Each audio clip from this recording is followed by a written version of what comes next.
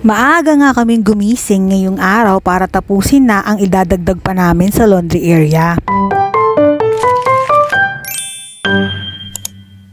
Pinakabit ko na nga kay Mr. yung natira pa namin tubular na bakal. Para pagkatapos maglaba, diretso sampay na rin dyan. Winalisan at nilinisan ko na nga rin bago namin ilipat ang washing machine dyan. Chinek nga muna namin ang ilalim ng washing machine namin kung malinis pa ba at kung maayos pa ba ang pagkakakabit ng harang para hindi makapasok ang mga daga dyan. Maayos pa naman siya at konting linis lang ang kailangan. Nilinisan at pinunasan na rin namin itong patungan ng washing machine na pinasadya rin namin nung bumili kami ng washing last year. Nag-iisipan na nga namin ni Mr. kung paano ba namin ipupwesto yung washing. Dito nga sa unang pwesto na napili namin ay na-realize namin na hindi uubra yung labasan ng tubig ng washing kasi masyado siyang malapit doon sa butas. Kaya ayun, inilipat na naman namin. Si Mr. lang pala kasi taga-utos lang pala ako kung saan ilalagay. Konting kunyaring tulong lang sa pagbubuhat. Nung nausog naman siya, problema na naman namin yung paglalabasan ng tubig niya kasi nasa kabilang side nga siya, malayong malayo na sa tubo. Pero na-realize namin na nalilipat pala yung labasan ng tubig ng washing machine namin. Perfect pala talaga siya kahit anong posisyon ang gawin mo. Nagsalang na nga agad ako ng labahan para ma-check kung okay ba yung pagkakapwesto namin. Perfect naman ang pagkakapwesto namin. Hindi masyadong kita yung loob ng washing machine kasi tinted ang tempered glass sa ibabaw niya. O diba? Tapos diretso sampay na lang ako dito din. Dati ko pa talagang gustong bumili ng automatic na washing machine pero kinakabahan ako kasi baka magtaas ang kuryente at water bill namin. At saka natatakot ako baka mahal yung automatic na washing machine. Pero dahil 12,000 lang yung automatic na washing machine ko, meron ng mga mas mura pa dyan. Sobrang laking ginhawa ng merong automatic na washing machine, promise. Nung December ko lang yan binili last year at nagsisi ako bakit hindi ako bumili dati pa. Anyway, pagdating naman sa electric at water bill, halos 100 to 200 pesos lang ang itinaas nila. Ang mahalaga na bawasan ang stress ko sa paglalaba. Sabayan pa ng napakasarap na luto ni Mr. sa ulam. Diyos ko dahil talagang hindi ka na mai-stress pa. Maya-maya pa ay dumating na nga ang unang budol ko para sa laundry area. Ang unang-unang naisip ko na kailangan dito sa laundry area ay basurahan. Syempre, naganap ako ng mura pero aesthetic, 'di ba? 129